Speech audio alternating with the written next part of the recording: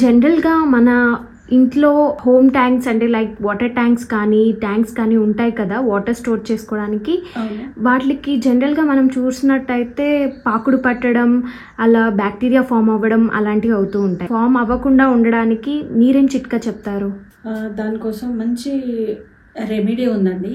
వెనకటి కాలంలో నుంచి వాడుతున్నటువంటి చిట్కా చాలా మందికి తెలియదు. యాక్చువల్గా ఏంటంటే, మన ఇళ్ళల్లో ఉండే సంపులు, వాటర్ నిల్వ చేసేటువంటి ట్యాంకులు ఉంటాయి కదా, కుళాయి నీళ్ళు వచ్చినా కూడా, లేకపోతే బోర్ వాటర్ అంటే డైరెక్ట్ బోర్ ఎక్కిస్తాము, అది డైరెక్ట్ కింద నుంచి పైకి వెళ్ళిపోతాయి కాబట్టి సరిపోతుంది.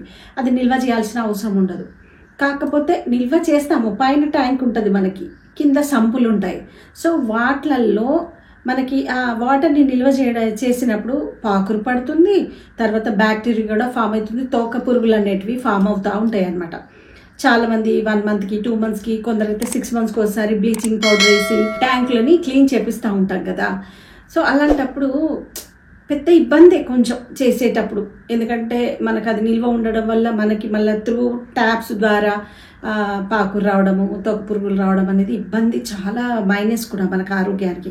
సో అలాంటివి జరగకూడదంటే ప్రకృతిలో ఒక పెద్ద రెమెడీ ఉందండి. ప్రకృతి ఇచ్చిన రెమెడీ ఏంటంటే, మనకందరికీ దాదాపుగా ఇళ్ళల్లో, ఇంటి చుట్టుపక్కలలో అందరికీ ఉండే చెట్టు ఏంటంటే జంబూ వృక్షం అంటారు. అంటే నేరేడు వృక్షం ఉంటుంది కదా, అరే నేరేడు కాయలు వాస్తాయి దానికి.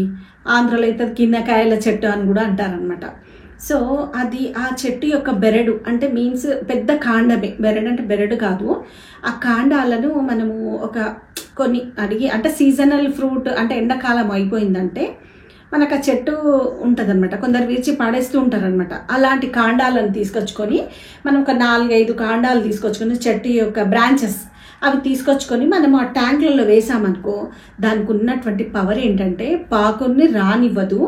అదేవిధంగా నాచు, అది ఏమంటారు, బ్యాక్టీరియా, తోక పురుగులని, ఆ బ్యాక్టీరియాని చంపేసేటువంటి 5-2 కెమికల్ని విడుదల చేస్తుందంట ఆ చెట్టు యొక్క బెరడు. సో ఎంత మంచి విషయం ఇది. అది చాలామందికి తెలియకుండా దాన్ని పెద్దగా పట్టించుకోము.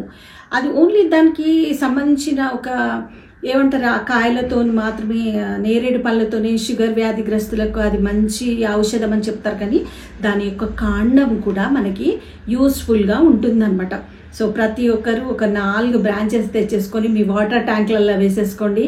సో 1 ఇయర్ వరకు దాని పవర్ అనేది ఉంటుందంట. సో 6 నెలలకు ఒకసారి కడిగించుకోండి, చాలా బాగా పనిచేస్తుంది. ప్రకృతి ఇచ్చిన ఔషధం అది అనమాట మనకి. Please like, share, subscribe ANR Studios.